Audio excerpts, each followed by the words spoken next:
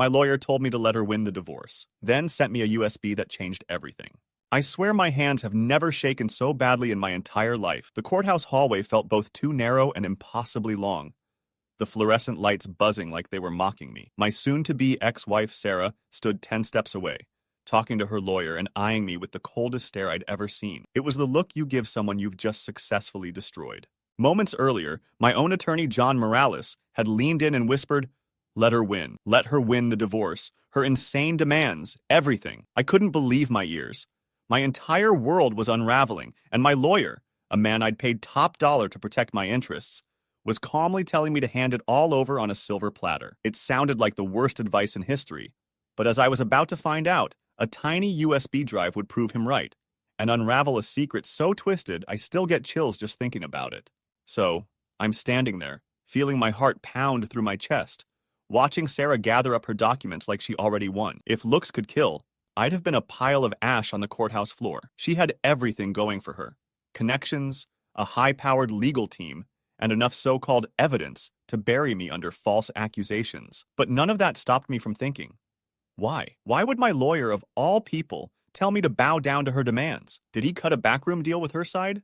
Was I just a clueless pawn? Little did I know, this was the quiet before the storm, the final calm moment before my entire life exploded. I'm sharing this story because everyone I've told it to says it's like something out of a movie, but trust me, I lived through this, and if I hadn't, I'd never believe it either. My name's Mark Thompson. Sarah and I met in college back in the day, both of us full of big dreams and short on sleep. She was sharp, ambitious, someone who didn't just talk about success, but reached out and grabbed it. We started as friends, spending late nights in the campus library, joking about living off ramen and coffee, and planning how we'd one day turn all our dreams into reality. Our first official date was a disaster in the best way. The restaurant messed up our order, we spilled drinks everywhere, and halfway through the night, I realized I'd locked my keys in my car. We ended up laughing so hard that we almost got kicked out. Maybe it was the shared chaos, but from that night on, we were inseparable. We balanced each other out. She was the go-getter, always charging ahead, and I was the steady hand, making sure the details didn't get overlooked. By the time we graduated, people joked we were basically an old married couple, so getting married for real felt inevitable. We said our vows in a tiny backyard ceremony, the kind that felt intimate and perfect. That day, I believed with absolute certainty we were going to conquer the world together. She had that spark in her eye, the same one that first caught my attention, a light that made me trust her completely. After the honeymoon, life kicked into overdrive. Sarah had a knack for real estate. She'd scout neighborhoods, find rundown homes, and flip them for a profit. Meanwhile, I worked a stable 9 to 5 at a financial services firm, but I loved helping her on weekends with renovations, picking out paint colors and crunching numbers to see if each flip was worth it. At first, everything clicked. We invested wisely, managed to flip a couple of properties, and started turning a decent profit. It wasn't a fortune, but it was enough to feel like we were on an upward trajectory. But with every successful flip, Sarah pushed for the next bigger, riskier project. She was chasing that next high, the next big score. Every conversation became about scaling, about how we could double or triple our returns if we just took one more calculated risk. I tried to be the voice of caution, reminding her that bigger risks also meant bigger downfalls. Sometimes she listened.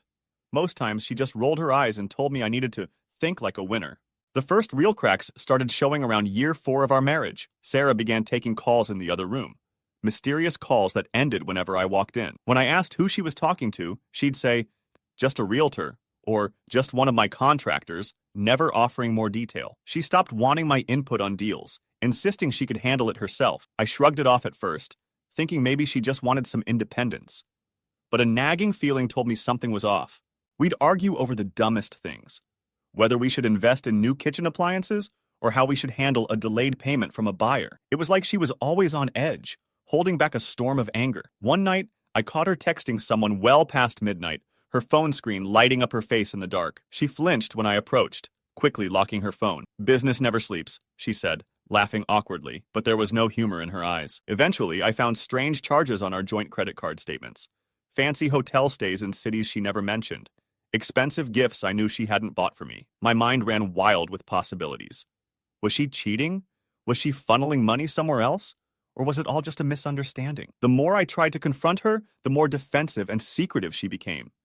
She'd snap, "Stop being paranoid," or dismiss me with, "It's nothing you need to worry about." Our once happy home turned into a battleground of silent dinners, and forced smiles. We drifted apart emotionally. In the old days, we'd binge Netflix shows together or chat about our day. Now, she spent her evenings locked in her home office, door shut, while I sat alone in the living room, scrolling aimlessly through social media. One morning, I woke up to her saying she needed some time away. She left for a business conference in another state. I barely heard from her during those 3 days. When she came back, I asked how it went. She tossed me a curt, "Fine," and that was it. No details, no stories about new contacts or deals. I felt like I was living with a stranger who happened to wear my wife's face. A few weeks later, she dropped the bomb. "I'm filing for divorce." Her tone was emotionless, like she was reciting a grocery list. I stared at her, numb, trying to figure out when we went from soulmates to adversaries. She said something about how we were no longer on the same page, how I was holding her back from her true potential. The next day, I found the formal papers on the kitchen table. She wasn't even subtle about it. She wanted practically everything: the house, the assets, spousal support. It was like she was aiming to leave me with nothing but the clothes on my back. Shocked and desperate, I started looking for a good divorce lawyer. That's when I found John Morales. He was reputed to be brilliant, if somewhat unorthodox. People either praised him as a tactical genius or whispered he was a shark who'd do anything to win. I had reservations, but with Sarah going all out, I felt I needed someone who wouldn't back down. Our first meeting was tense. Morales listened quietly as I laid out the situation, showing him the hotel bills, odd charges, and even some text messages I'd managed to glimpse over Sarah's shoulder. He flipped through everything, nodding. Finally, he said, "You might not like what I'm about to tell you." I braced myself, expecting him to say we'd need to gather more evidence or that we should prepare for a lengthy courtroom battle. But all he said was, "Let her win." At first, I thought he was joking, but his dark, serious eyes told me otherwise. I nearly laughed in disbelief. Let Sarah waltz off with everything I owned? Let her paint me as the incompetent husband who relied on her brilliance? Anger bubbled up in my throat, and I demanded to know if he was actually on my side. He waited for me to calm down before explaining that Sarah wasn't just divorcing me. She was likely involved in something criminal, something to do with shady investments, hidden assets, maybe even money laundering. If we fought her head-on now, she'd have time to cover her tracks, relocate funds, or buy out potential witnesses. Morales insisted that if we wanted to catch her red-handed, we had to let her believe she was winning, let her push for more, and let her get cocky enough to slip up. I thought it was insane, but as I mulled it over, I saw the logic. If she was really hiding something, an aggressive fight might make her scramble to hide her crimes. So, against every instinct screaming in my head, I went along with Morales' plan. The first couple of court sessions were brutal. Sarah's lawyer hammered away, painting me as some clueless spouse who contributed nothing to our joint ventures. He portrayed Sarah as the real brains behind everything. Morales barely objected. He mostly let them say whatever they wanted. Meanwhile, Sarah wore this smug little grin like she'd already won. I remember standing in the courtroom hallway after one of those sessions, my stomach churning. Sarah brushed past me without a word, yet the look in her eyes said, "You're done." I confronted Morales, accusing him of selling me out. He just shrugged and said, "Trust me." Trust him? My finances were in limbo, my social circle was picking sides, and my soon-to-be ex was painting me as a failure. Yet I had nothing to lose, and so I clung to that thread of hope. Weeks passed in a blur. I moved into a dingy one-bedroom apartment because Sarah effectively locked me out of our house. She'd changed the locks, claiming she feared for her safety. The judge allowed her to, citing domestic tension. I was furious. I spent nights staring at the ceiling, wondering if I was a fool for believing Morales. Then, out of nowhere, I got a message from him. "Check your mail tonight. Do not open it in public." I found a small padded envelope in my mailbox. No return address, just my name printed neatly on the front. Inside was a single USB drive and a short handwritten note from Morales. "Don't react. Keep this to yourself." My heart thundered as I plugged the USB into my laptop. What I saw made my stomach drop. There were emails, hundreds of them, between Sarah and people I'd never heard of. She detailed how she was funneling profits into hidden accounts, forging documentation to avoid taxes, and diverting money from our joint investments into personal funds. One email thread referenced a potential plan to frame me for financial mismanagement in case she needed a scapegoat. Another set of attachments showed scans of real estate deals in my name, but with signatures that weren't even mine. The deeper I dug, the sicker I felt. Sarah wasn't just divorcing me. She was determined to pin all sorts of illegal transactions on me if she couldn't get what she wanted. I read chat logs where she laughed about how gullible I was, mocking my willingness to believe her stories about business trips. One conversation hinted she might have been sleeping with a potential investor who had connections in money laundering operations. My head spun. Could she really be that far gone? This was the same woman I had loved for years, the same person whose dreams I used to cheer for. Yet the evidence on that USB portrayed someone manipulative, ruthless, and entirely self-serving. Before I could reach out to Morales, my phone buzzed. It was him. "Now you see," he said simply. I asked him how he got all this. He admitted he'd done some deep digging of his own, using a network of contacts. He didn't reveal his methods, only that it was all above board enough to stand up in court. Then he said, "This is why you needed to let her think she'd already won. If Sarah believed she had me cornered, she'd be less careful, more confident, and more likely to leave a trail." That night, I slept maybe 2 hours. The images of those documents flashing through my mind. Gone was my guilt, replaced by a simmering rage mixed with heartbreak. This was the woman I'd planned to have children with, the woman whose hand I held when she was down. Now she was plotting to throw me under the bus, or worse, have me take the fall for her crimes. Any lingering affection I had turned to disbelief and anger. The next morning, Morales and I had a long, intense meeting. He laid out the strategy. We'd compile all this data into a bombshell case, but we had to be meticulous. If we blindsided her in court without proper preparation, her lawyers might argue the evidence was illegally obtained or taken out of context. So we spent days verifying timestamps, IP addresses, financial ledgers, cross-referencing property deeds. Every new piece of information confirmed that Sarah was in deep with some seriously shady people. One slip-up and I might end up in legal jeopardy right alongside her if she managed to turn the tables. Court dates approached, each feeling like a step closer to the edge of a cliff. On the surface, I still played the role of the defeated husband, barely fighting for assets, letting her think I was caving to all her demands. She walked around with that smug smile, occasionally throwing jabs at me for my lack of ambition. I bit my tongue and let her gloat, all the while gathering a mountain of undeniable proof. Finally, the day came for the final hearing. I showed up in a rumpled suit, deliberately looking stressed and beaten down. Sarah was in a tailored pantsuit, her posture screaming confidence. Her attorney gave me a condescending nod, as if to say, "This won't take long." The judge motioned for us to begin, and Sarah's side launched into a speech about how I'd contributed nothing, how the real estate empire was solely her brainchild, how I was unfit to manage finances, and so forth. I could barely keep a neutral expression as they twisted the truth.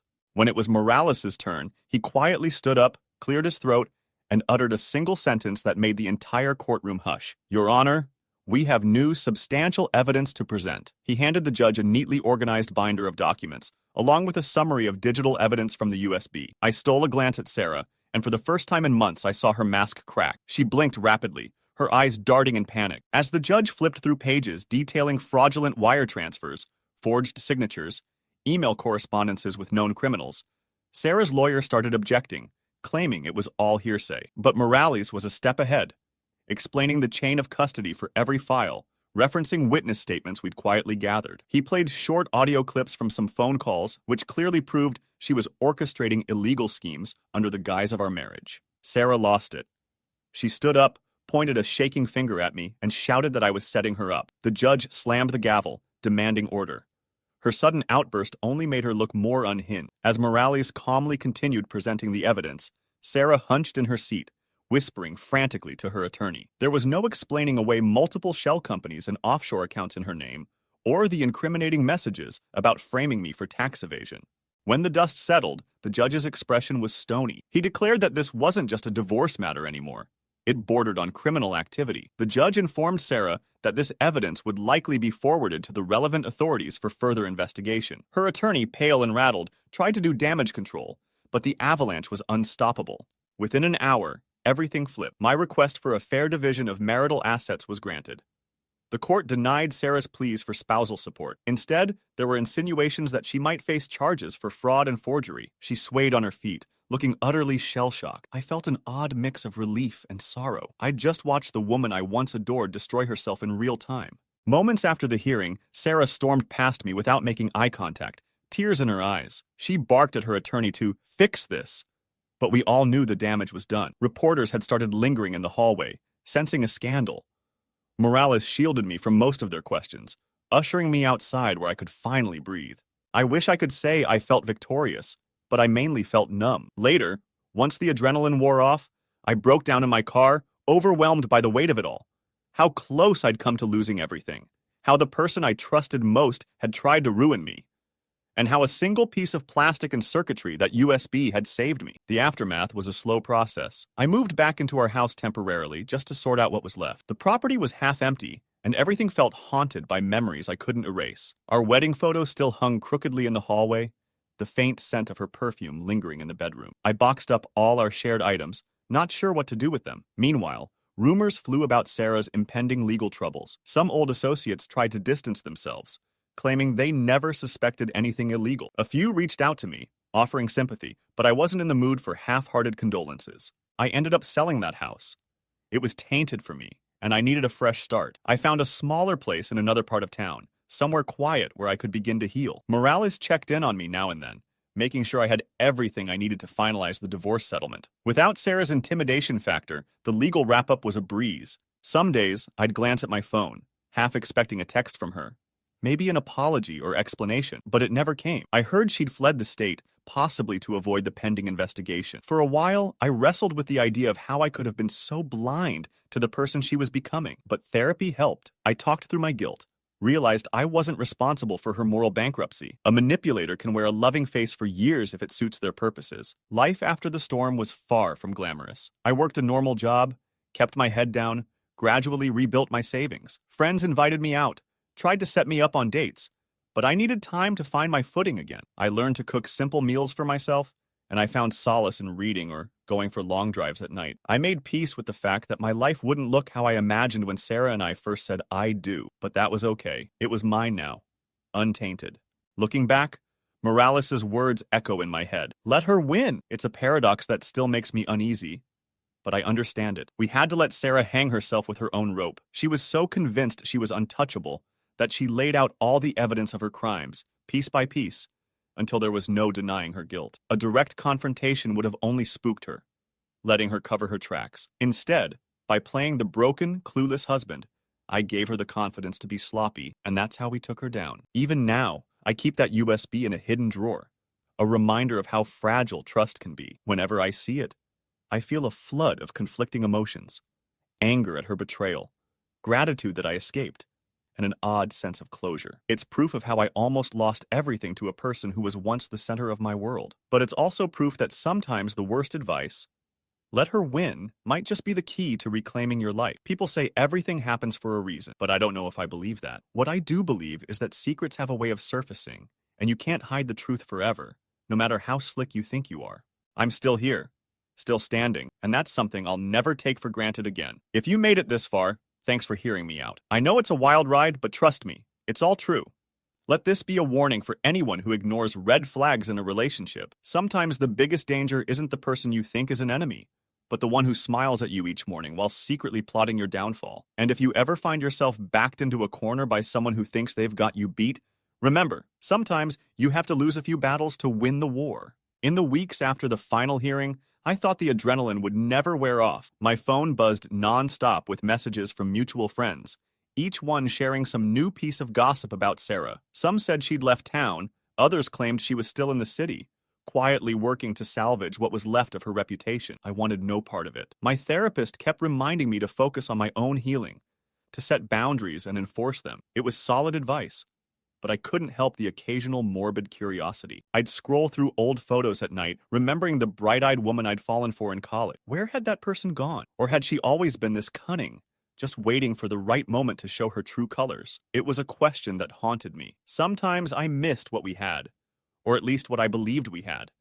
A partnership built on trust, laughter, and shared dreams. But then I'd remember that flash drive, those messages dripping with arrogance and deceit, and the ache in my chest sharpened into anger.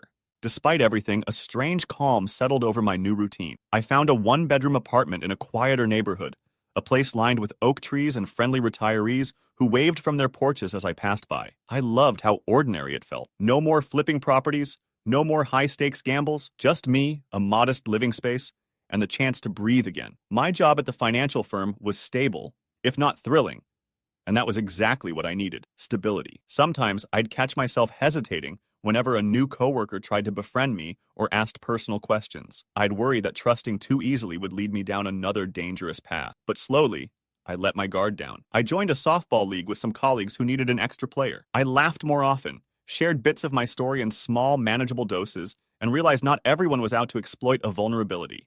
One evening, Morales invited me to his office to finalize some paperwork regarding the sale of my old house. He greeted me with that reserved professionalism I'd come to know. But once the legal formalities were out of the way, he loosened his tie, leaned back, and asked, "So, how are you really holding up?" For a moment, I debated giving him a polite, surface-level answer. Then I decided to be honest. I told him about the nightmares that still jolted me awake, the sense of betrayal that crept up on me when I least expected it, and I told him how grateful I was that he'd seen the bigger picture even when it made no sense to me. He nodded, a faint smile tugging at the corner of his mouth. "I know it was hard to trust me," he said. "But you did, and that's why you're here on the other side of this mess." A million questions swirled in my head. Where he got the USB, how he tracked down Sarah's secret accounts, whether he'd do it all again if he had the chance. But I didn't ask. Something in his eyes said this was a line he didn't want to cross. We shook hands, and for the first time I saw not just a lawyer, but a man who genuinely took pride in serving justice. For a while, people who knew about my divorce drama kept telling me I should write a book or go on some talk show. I had zero interest in that. This wasn't a story I wanted to sensationalize. It was my life, and it hurt. But journaling helped. Late at night, I'd open a notebook and scribble out every memory, good, bad, and ugly. Putting the chaos into words made it feel more manageable, almost as if I could file it away in my head once it was down on paper. Therapy also remained a staple. My therapist and I worked through the layers of betrayal, discussing how trust forms the bedrock of a relationship and what happens when that bedrock cracks wide open. I learned about red flags I'd ignored, like how Sarah never wanted to share financial responsibilities equally, or how she dismissed any suggestion that might contradict her grand visions.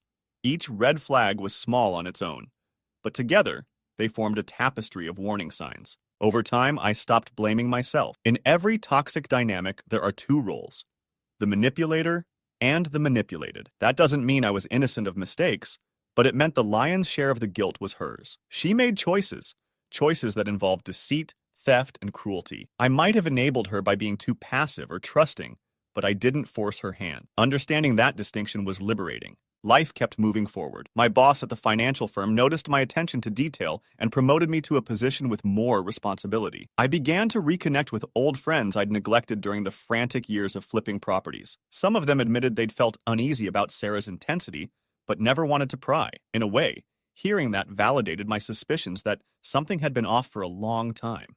There were days when a memory would hit me, like a phantom ache, something trivial, like an inside joke Sarah and I once shared, or the way she used to snort when she laughed too hard. It was bizarre to grieve someone still alive, but that's what it felt like. I wasn't grieving the real her, but the person I thought she was. Eventually, the grief subsided. In its place came acceptance. The Sarah I'd loved was either a mirage or a version of her that no longer existed. Months turned into a year. I'd settled my finances, paid off what debts I could, and invested the rest responsibly. My new apartment started to feel like home. Familiar, safe. I even entertained the idea of dating again, though my therapist cautioned me to take it slow. My coworkers tried to set me up with a friend of a friend. I went out for drinks a couple of times, feeling awkward but determined not to let the past chain me down. Each small step felt monumental. I no longer flinched at every text message notification, worrying it might be Sarah lobbing another grenade into my life. I no longer had nightmares about standing in court, paralyzed as she rattled off accusations. The USB drive, my lifeline, sat locked in a small safe. Sometimes I'd take it out just to remind myself how close I came to disaster, how your partner can become your worst enemy. A few friends confessed they'd actually believed Sarah's lies at first. She'd told them I was incompetent, that I'd neglected her and refused to support her dreams. One of them even apologized for taking her side initially. I understood. She was charming and convincing. Part of me wanted to be angry, but I realized it wasn't their fault for being fooled by a con artist. One day I got a call from an unknown number. To my shock, it was Sarah's older brother, Brett. We'd never been particularly close, but he sounded agitated. He asked if I knew where Sarah was, saying their mother was worried. I told him we hadn't spoken since the court hearing, and that as far as I knew, she might have left the state. He sighed and said there were rumors she was facing even more legal trouble, possibly from business associates she'd screwed over. I had nothing to offer him. We were just two people who'd been burned by the same flame. I hung up feeling hollow, but no longer surprised by her reckless fallout. A weird sense of closure settled over me after that call. I realized I didn't need to track Sarah down or obsess over how her story would end. She'd chosen her path, and I was free of it. My life was simpler, smaller maybe, but undeniably healthier. The notion that bigger is always better had evaporated for me. I found comfort in the small pleasures. A hot cup of coffee on a crisp morning, the satisfaction of balancing my own checkbook, the freedom to decide my next move without fear of sabotage. People sometimes ask if I feel vindictive, if I want to see Sarah locked up for her crimes. The truth is, I don't spend much energy on that. Whatever happens, happens. The legal wheels are turning, and her victims, myself included, have mostly moved on. Maybe that's punishment enough. If she's still running, that means she's never at peace. Meanwhile, I'm here, learning to trust again, forging new friendships, and maybe even allowing for the possibility of real love someday. For a long time, I couldn't share this story without shaking or tearing up, but as more time passes, I realize it might help people. Maybe someone out there is ignoring the red flags, doubting themselves, worried they're just being paranoid. If that's you, trust your instincts, ask the hard questions, and never underestimate how low someone might stoop when greed or desperation takes hold. I've changed in ways I never expected. I'm more cautious, but also more self-reliant. I pay closer attention to the details because I've seen how they can unravel a house of lies. Sarah taught me that love is more than grand gestures or shared ambitions. It's honesty, humility, and genuine concern for one another's well-being. Without those, a relationship becomes a business deal at best, a toxic trap at worst. So this is my cautionary tale for anyone who cares to listen. Sometimes to survive, you have to let yourself look weak in the eyes of people who mean you harm. You have to let them believe they've got you cornered, so they'll reveal their true hand. It's counterintuitive and painful, but it saved me from financial ruin and possible criminal charges. If I'd charged at her full force from the start, she might have erased all traces of her wrongdoing, leaving me to shoulder the blame. Let her win, Morales had said, and ironically, it was that strategy that led to her ultimate downfall. And here I stand, at peace with my new normal. I have a steady job, a cozy apartment, and a circle of supportive friends. When I come home each evening, I lock the door behind me and feel a sense of safety I once took for granted. I can plan my future without worrying about hidden agendas or shady schemes. If that's not a win, I don't know what is. I'm not saying I'm immune to future heartbreak or deception. Nobody is, but I'm wiser now. I know the price of blind trust, and I understand the value of gut instincts. If something feels off, it probably is. And if your own lawyer tells you to stand down, maybe, just maybe, he's seeing a battlefield you can't yet comprehend. So that's it. That's how I lost everything, and in a twisted way, gained back a life of my own. It all hinged on a single USB drive I never asked for, but ended up needing more than anything in the world. Sometimes, the best strategy really is to let the other person think they're invincible, because in that moment of arrogance, they'll show you exactly where to land the final blow. And if you're lucky, you'll walk away with your dignity and sanity intact, ready to start over on your own terms.